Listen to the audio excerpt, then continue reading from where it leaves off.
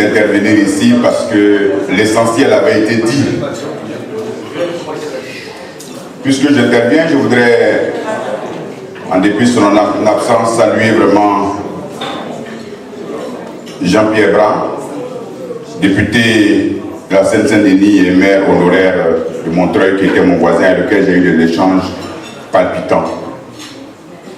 Saluer également mon prédécesseur à ce micro, Tabanou Michel, maire adjoint de Fontenay-sous-Bois, aux solidarités internationales.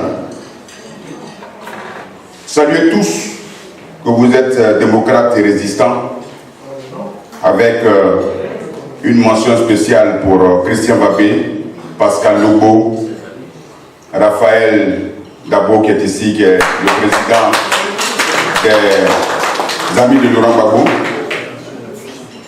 professeur Baloubi, la représentante du FPI en France, bien sûr saluer le directeur de campagne du président Laurent Gbagbo en 2010 et qui, rappelons-le, quoi qu'il en soit, a gagné les élections conformément au verdict de la Cour du Conseil constitutionnel. Le docteur Koulibaly Samalik fait vraiment un clin d'œil très appuyé au docteur Bouga pour sa grande humilité et qui m'oblige d'ailleurs à intervenir parce que je voulais faire une petite analyse de ses propos tout à l'heure de cette démarche pour regretter entre nous un certain nombre de choses. Je ne voudrais pas être vraiment le rabat-joie, mais avant toute chose, en Afrique, on n'interpelle que ceux qui comptent pour soi.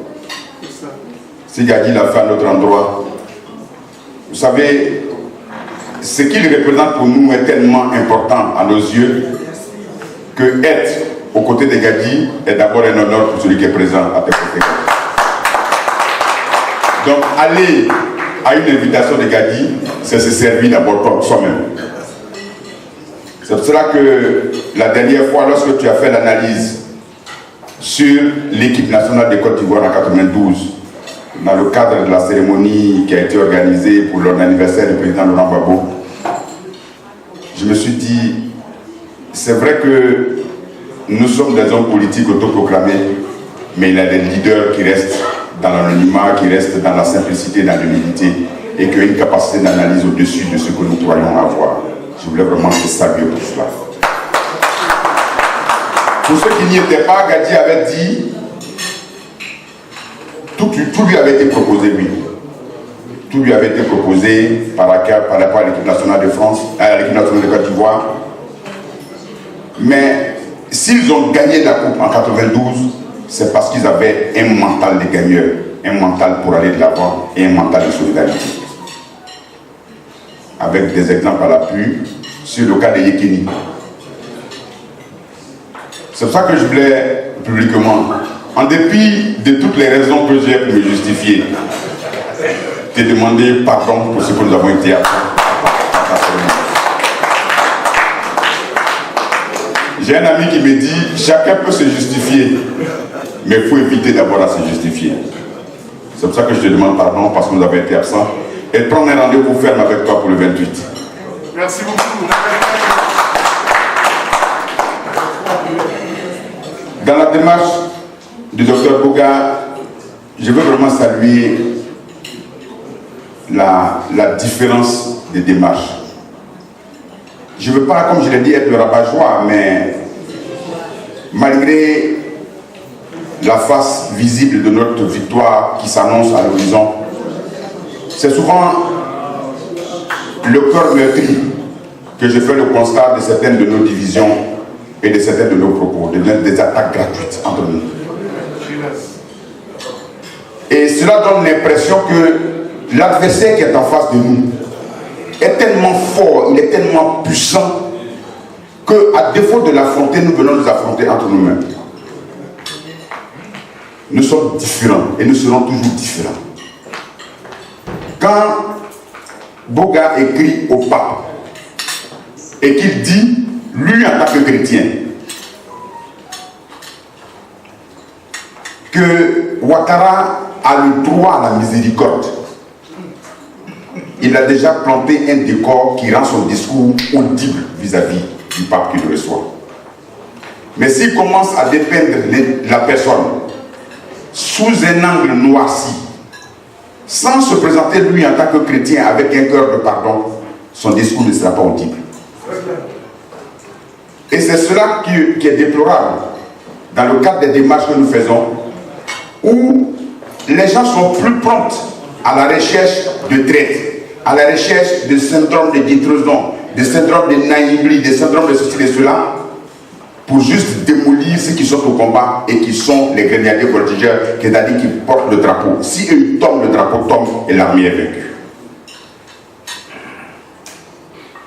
Malheureusement, à défaut d'avoir le même niveau d'information, on veut que nous puissions jouer dans le même championnat. Nous ne pouvons pas jouer dans le même championnat. Il y a ceux qui peuvent dire les choses crûment, il y a ceux qui doivent le dire avec toute la diplomatie qui s'impose à eux. Qui savait que Boga avait entrepris cette démarche auprès du pape? Très peu parmi nous. Aujourd'hui, on parle du sentiment anti-français qui se développe en Afrique. Docteur Malik m'est témoin. Lorsque nous sommes arrivés au Bénin, la première des démarches que nous avons faites auprès des autorités françaises, c'est de dire, par votre attitude vis-à-vis de Laurent Gbagbo, vous êtes en train de creuser la tombe de la France en Afrique. En Ardèche, les premières personnalités que j'ai rencontrées, qui étaient des élus, c'était de leur expliquer ça. Et lorsque le président Macron a fait cette intervention, j'ai eu l'honneur d'être appelé par 2 élus français pour me dire, vous nous aviez parlé, nous n'avions pas compris. Qu'est-ce que nous devons faire maintenant? Mais je ne viendrai pas sur la place publique pour lui dire, voilà ce qu'il faut faire. Il m'appartiendra de lui apporter des réponses qui sont dans l'intérêt de mon pays d'abord, dans l'intérêt de la démocratie d'abord, dans l'intérêt des droits de l'homme d'abord. Et c'est ce que nous faisons avec toute la discrétion qui s'impose à nous. C'est pour ça que je voudrais vraiment saluer ton travail de qualité, mais sans renier celui des autres, parce que c'est dans la complémentarité que nous pourrons vaincre. Lorsque les autres ont fini de parler d'une certaine façon, comme le président Laurent Gbagbo le disait, lorsque vous avez fini de faire la guerre, les armes se sont tues, à un moment donné, il faudra s'asseoir pour pouvoir discuter. Et la discussion se prépare par ceux qui sont appelés à discuter. En 2011, lorsque les éléments étaient présentés, mais nous étions considérés comme les criminels de la terre. C'est notre comportement dans les endroits où nous étions qui a mené les gens à savoir, mais ces messieurs contre tellement de criminels qui ont supporté un criminel aussi. Comment se fait-il qu'à nos côtés, on ne voit pas apparaître ces jeunes criminogènes en eux? Et progressivement, partout, les Ivoiriens ont porté un combat. Et c'est pour ça que je voudrais saluer chacun de vous, parce que chacun dans sa conduite, dans sa démarche, dans sa façon de marcher, dans sa façon même de tenir une fourchette, dans sa façon de dire bonjour à quelqu'un, a conduit ce combat-là. Et c'est pour cela que parler de la journée de la résistance me paraît quelque chose de vraiment important. Les éléments de langage, nous devons continuer de les avoir. On était à l'Assemblée nationale pour un colloque. Lorsque un élu français a apporté le témoignage de ce qu'il est parti à Abidjan, il a rencontré un ministre, et ce ministre lui a demandé de lui donner les éléments de langage pour qu'il puisse faire passer son message. Il dit, j'ai joué le jeu jusqu'à lui proposer un discours. Ce discours-là, il a lu sans changer une seule virgule à l'intérieur. Aujourd'hui, la seule chose qui fait vivre ce régime-là, c'est les éléments de langage qu'ils ont.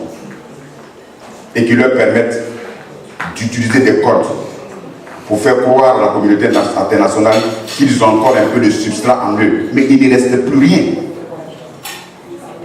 Or, nous qui avons avec nous la vérité, si nous habillons cette vérité des éléments de langage nécessaires, notre combat sera terminé le plus rapidement possible.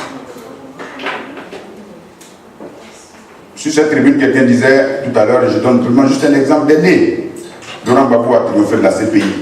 Mais moi, je ne dirais jamais que Laurent Gbagbo a triomphé de la CPI, parce que la CPI est une institution qu'on voulait utiliser pour abattre Laurent Gbagbo. Donc la CPI n'est pas notre adversaire. Notre adversaire, c'est les Choy, qui ont voulu utiliser la CPI pour nous abattre. Laurent Gbagbo a triomphé du complot international que la CPI a inventé.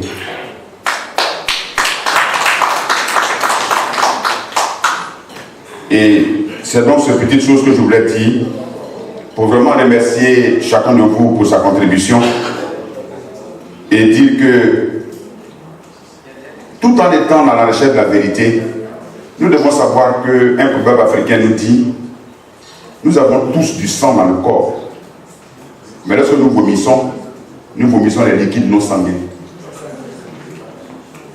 Ça veut dire que quel que soit le niveau de colère qui se trouve en nous, ayons la hauteur d'esprit pour apparaître comme des futurs hommes d'État qui puissent inspirer confiance à la communauté internationale, parce que nous ne sommes pas dans un monde en vase clos chez nous, mais nous sommes dans un monde qui est un village planétaire désormais, où tout se communique et tout se décide, tout interagit les uns avec les autres.